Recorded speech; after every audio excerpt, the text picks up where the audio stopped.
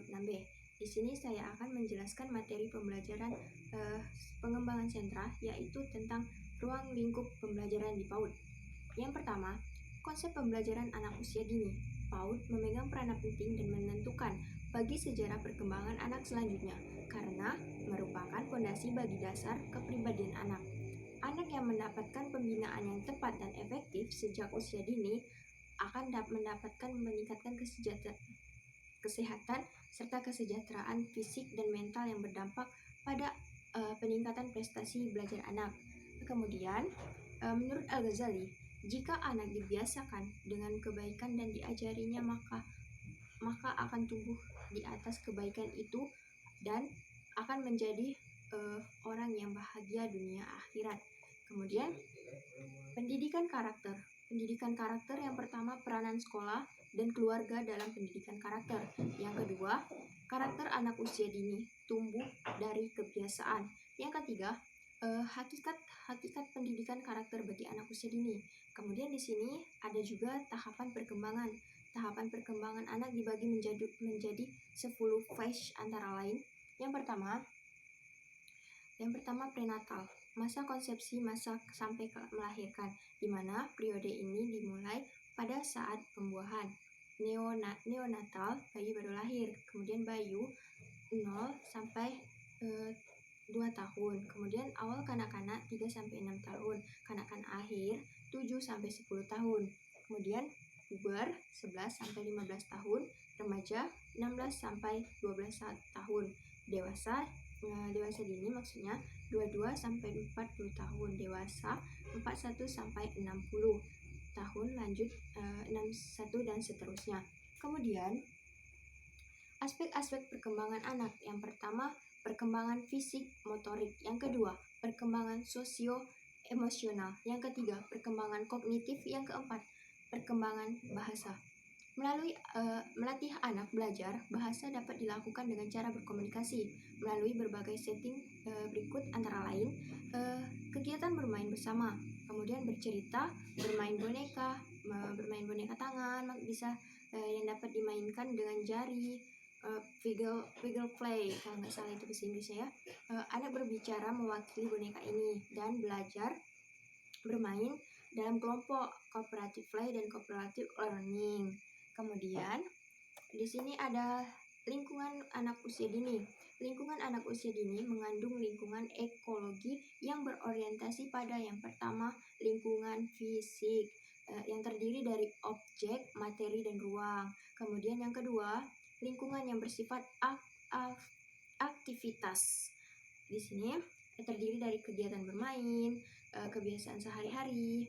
Nah, selanjutnya yang ketiga, berbagai orang yang ada di sekitar. Anak dapat membedakan dalam usia. Misalnya itu yang pertama, jenis kelamin, pekerjaan, status kesehatan, dan tingkat pendidikan. Nomor selanjutnya yaitu sistem nilai. Sistem nilai di sini ada sikap dan norma. Di situ bisa kita lihat. Kemudian yang kelima selanjutnya itu komunikasi antar anak dan orang tua di sekelilingnya. Komunikasi dalam bahasanya misalnya gitu. Kemudian hubungan yang hangat dan anak merasa kebutuhannya. Baiklah, saya akan melanjutkan video selanjutnya, yaitu prinsip-prinsip pembelajaran di PAUD. Pembelajaran pada anak usia dini adalah kegiatan pembelajaran yang berorientasi pada anak yang disesuaikan dengan tingkat usia dengan pengembangan kurikulum yang berupa seperangkat rencana yang berisi sejumlah pengalaman belajar melalui bermain yang dipersiapkan.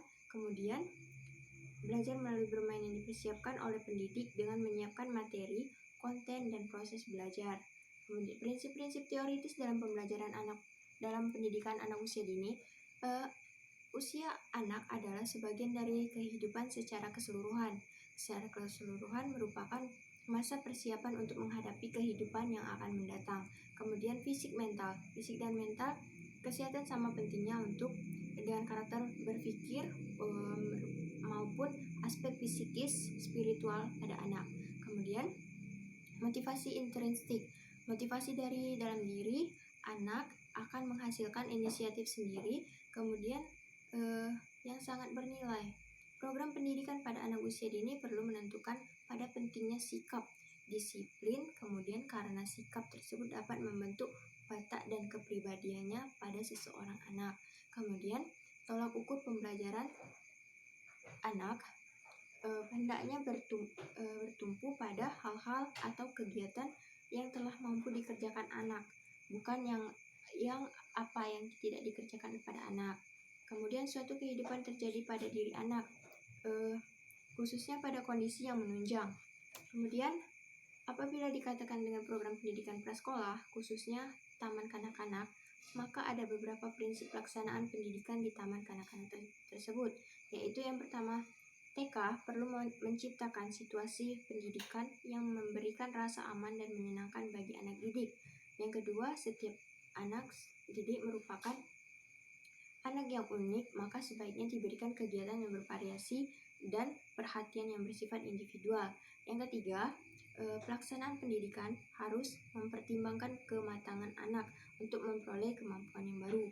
Kemudian yang keempat, bermain merupakan cara yang sangat efektif untuk mengembangkan kemampuan pada anak usia dini. Yang selanjutnya, tidak ada unsur paksaan atau proses pendidikan. Prinsip-prinsip praktis dalam pembelajaran anak usia dini. Yang pertama yaitu berorientasi pada kebutuhan anak, ya pasti dong. Yang kedua, pembelajaran anak sesuai dengan perkembangan anak.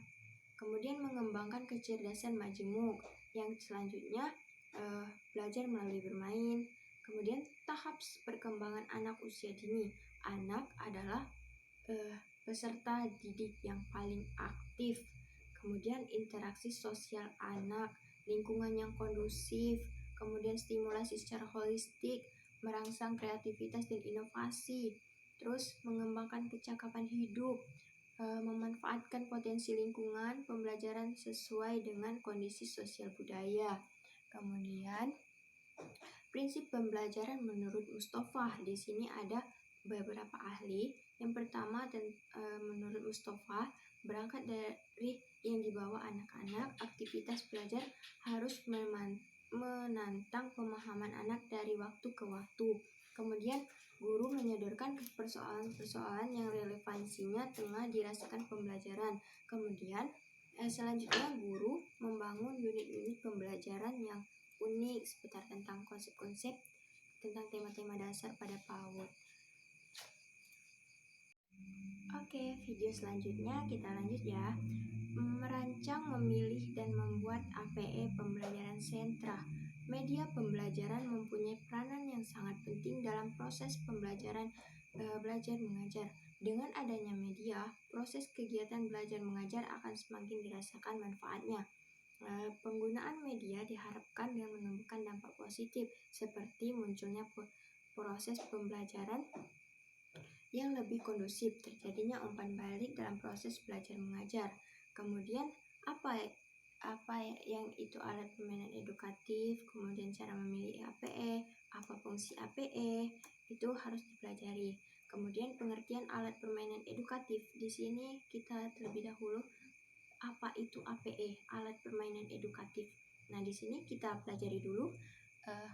Alat permainan edukatif adalah permainan yang memiliki unsur mendidik yang didapatkan dari sesuatu yang ada dan melekat serta menjadi sebagian dari permainan itu sendiri.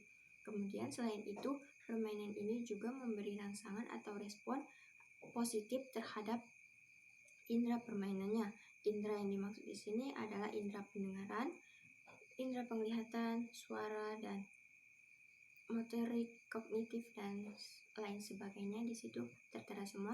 Permainan itu penting bagi anak, ya, karena bermain merupakan bagian sangat penting dari proses tumbuh kembang anak. Melalui kegiatan bermain, anak akan belajar berbagai hal tentang kehidupan sehari-hari. Di sini anak akan mendapatkan pengalaman yang berkaitan dengan lingkungan, baik lingkungan sosial budaya, lingkungan sosial ekonomi, maupun lingkungan fisik dan alam. Berguna untuk meningkatkan kemampuan berbahasa, berpikir, bersikap, bergaul, berkarya, dan sebagainya.